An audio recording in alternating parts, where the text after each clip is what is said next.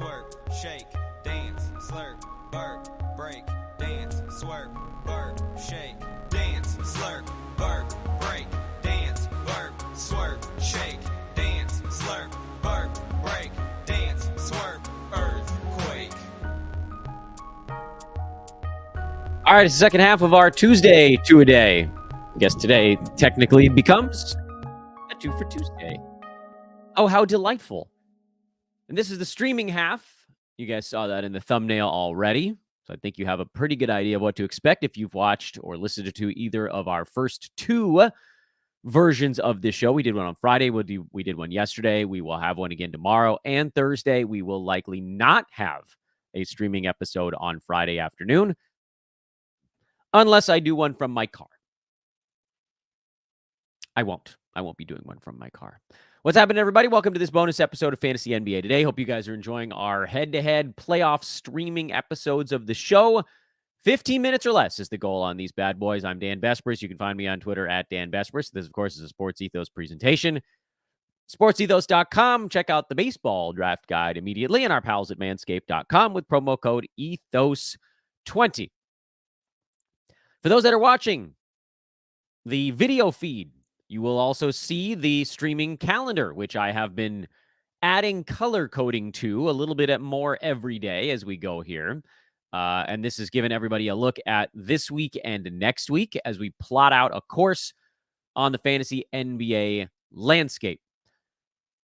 The format for these shows is we're going to look at the schedule.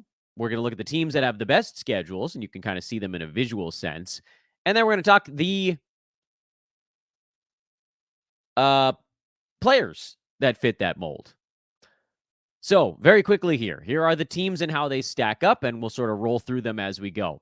Good schedule starting today. The best one on the board is the Cleveland Cavaliers. They start a 5 games in 7-day stretch tonight, hosting Boston. They're in Atlanta tomorrow. They've got Minnesota on Friday, Brooklyn on Sunday, and then Phoenix on Monday.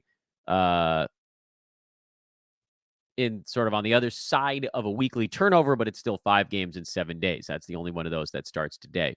There are a handful of teams that go 4 times in 6 days starting today, which is also quite useful, especially those that begin it with a back-to-back. Those teams are the Atlanta Hawks, the Houston Rockets, trying to scroll to keep up with what I'm talking about, the Orlando Magic, and the Philadelphia 76ers. There is one other team that has 4 and 6 starting today. It's the Miami Heat, but their back-to-back is on Thursday and Friday, which doesn't afford you quite as much flexibility, at least in terms of if you make that Heat pickup, you kind of have to hold through Friday, whereas for those other teams we mentioned, you may not have to. Things that you're looking forward to here today, and if you're not using moves today, one thing to keep in mind would be Chicago. They start a 6 games in 9-night stretch tomorrow, which is generally like a back-to-back, then 2 games over kind of 5 days in the middle, and then another back-to-back on the sandwich side of that. Charlotte, as folks that are watching can see, they also start a 6 games in 9-night stretch. That's on Friday. And if we scroll down a bit, you'll see the Clippers actually start a 5 games in 7-night stretch on Saturday of this week. So those are sort of the very heavy schedule notes coming up, as well as the Portland Trailblazers, who we talked about on yesterday's show. They're in the midst of a very good scheduling block, which, of course, is highlighted by a 5 and 7 that starts on Friday of this week. So what do we do with that information? Well, there are some players that you can use in these scenarios, and I'm going to try to very quickly switch what you guys are seeing on your screen so you can see the players that we're talking about as possible use case guys. Here we go. Let's get that pulled up nice and gigantic on the screen. Everybody can take a look at it in real time. Basically, what we're looking at here for this other half of things is, okay, well, let's say we're streaming from these teams. How do we decide what players make sense in those scenarios? And there are a few parts of this that we kind of have to look through. Number one is, are these guys even playing? So, that some of this is still a little bit up in the air. Let's make sure that we can get this all up there. There we go. There's all the names on the screen at the same time. So you got to wait until the very last second, if you can, to try to make sure that these guys are actually active for the games you're picking them up in. But if you're looking at the Cavaliers, for instance, they go 5 times in 7 nights. Isaac Okoro, if he plays, would be a very good one with Donovan Mitchell out and Karis LeVert still questionable. Sam Merrill is the other one where you really need both of those guys out for him to sort of hit his stride. I think if LeVert, say, comes back, you'll still get an okay line out of Okoro. I don't know that you'll get much out of Sam Merrill, which makes him a little bit tougher because you're looking to add whoever this guy is you're picking up for a full 7 days. So not a lot of flexibility on that front, but a lot of games played. 5 times in 7 days, you can use somebody that's not doing very much, and you can still get a lot out of them. If you're looking at for more flexibility, you'll probably look at those other 3 teams we mentioned, which was 4 teams, the Atlanta Hawks, the Houston Rockets, the Orlando Magic, and the Philadelphia 76ers. Those teams all have a back-to-back tonight going into tomorrow. You can continue to hold for as many as 6 days on those, which would roll you all the way through the end of the week. But if you needed to abandon ship earlier, you have that opportunity because you could just go with the back-to-back and then make a move, say, on Thursday, or you could hold them through Friday, make a move on Saturday for a weekend back-to-back, or just to change up what categories you're attacking, or to try to set yourself up. We just talked about a moment ago the 5 games in 7 nights team that begins on Saturday. That was the Clippers. So it gives you a certain flexibility here, but does also require using up more of your weekly moves. The players that you could eyeball that go back-to-back and also 3 games in 4 nights and also 4 games in 6 nights. On the Sixers, Paul Reed and Mo Bamba, as well as Kyle Lowry now, who wasn't on this list earlier today, but has since been added with Tyrese Maxey being placed in concussion protocol. So that's a change that happened from my tweet earlier this morning. So add Kyle Lowry to that mix. We were talking earlier on yesterday's non-streaming show, the recap episode on Monday, that Kyle Lowry is very close to just being a standard add. Very good injury fill-in here with Maxey likely to miss at least 1 ball game. We know 1, maybe more than that, which is a devastating blow for teams that are in their playoff hunt because concussion stuff, you just sort of don't know.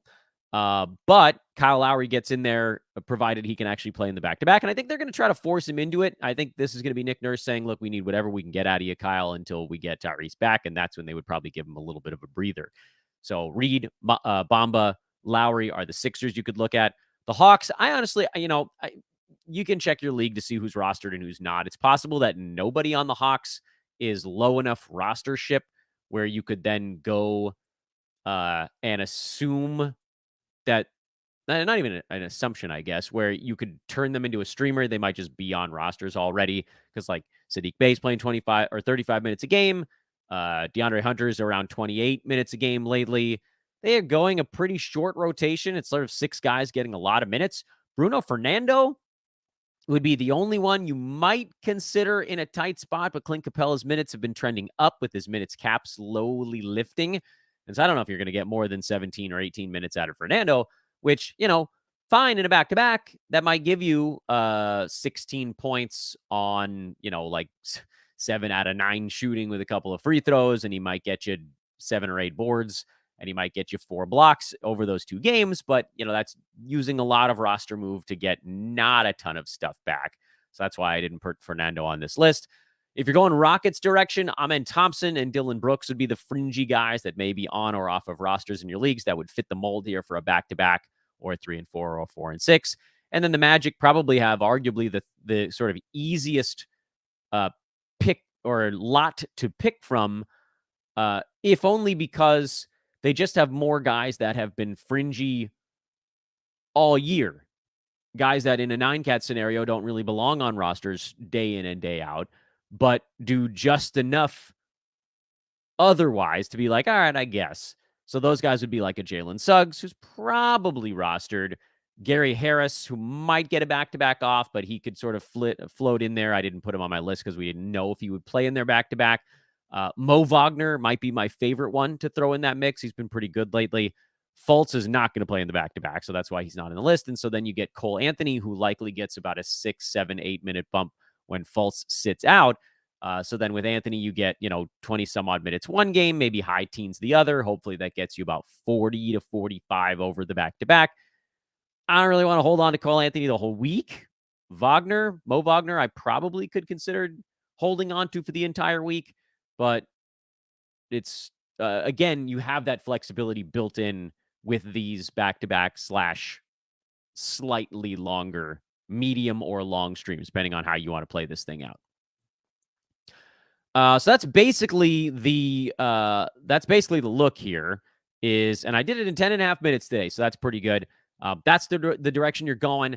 If you're thinking about tomorrow, there isn't a lot you want to do tomorrow. A lot of teams have 3 games the rest of the week, but at that point, you probably should have made your move yesterday or today.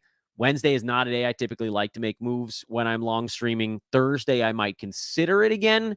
But if all possible, I'd like to try to hold off. The reason you look at Thursday is because there are a couple of teams that have 3 games over 4 nights to finish the week, which is special because, there aren't that many. I think it's maybe 3-ish teams that can boast 3 games from Thursday to the end.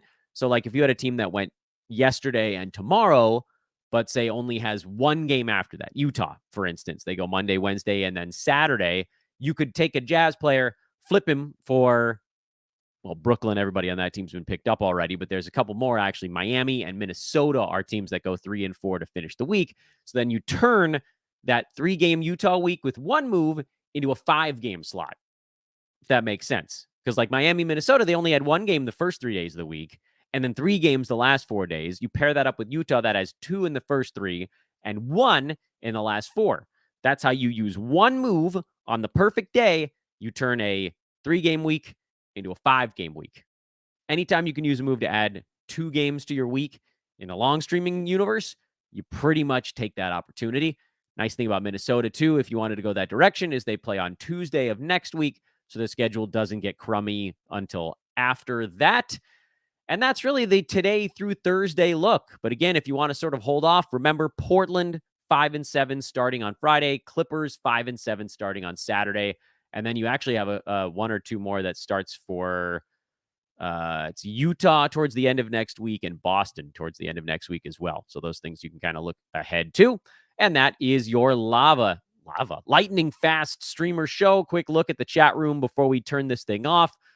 Do I think Julius Randle or Joel Embiid is going to return before the end of week 21? So first of all, it depends on which week 21 you're referring to. Because technically this is the 20th week of the season, but a lot of sites combined the All-Star break into 1 week. So if you're considering this week 19 and you're considering March 11th, week 20, and March 18th, week 21, I think there's maybe like a 30% chance Randall's back by then. I don't think there's almost any chance Joel Embiid is back by the end of that week. Jonte Porter or Clowney today? Wow, that is a very deep league. Ooh, boy, I wasn't ready for that one. All right, hold on. Give me just a second here. Woof. I guess I'd go Porter because he at least played 7 minutes in their last ball game after Pirtle went down. So you might get like 14 to 15 minutes out of Porter, possibly. I don't know. I know Day'Ron Sharpe is out for the Nets. So does Clowney play? You're taking a shot there that he jumps into all of Sharpe's minutes, and I don't know that he gets all of them. He might get a few. So I think I'd lean Porter in that ridiculously deep discussion. Should I drop Trey Murphy for Andrew Wiggins? No. I mean, remember how Wiggins came back from his family stuff last year? Took him a full damn season to shake off that rust. So I'm going to say no. Stick with Trey Murphy for now. But look, I'll tell you what, and this is the cop-out answer. If Wiggins looks like he looked before he took his personal leave, then yes, he was doing better than Murphy at that point, but Trey's gotten really hot since then with McCollum out, and he sort of carried that over into now the Pelican situation with McCollum back. And I don't know that there's a perfect answer to this one. Wiggins is probably the better long-term play, but Trey's so hot right now. I don't know how you can do this discussion without quoting Zoolander. Thanks again, everybody. Like, rate, subscribe, all that good stuff on the way out. Want to try to get these things done in 15 minutes. We're at 14 minutes and 55 seconds. I'm Dan Bespers at Dan Bespers on Twitter, talking really fast on the way out. We'll see you tomorrow. Another twofer on Wednesday. Later.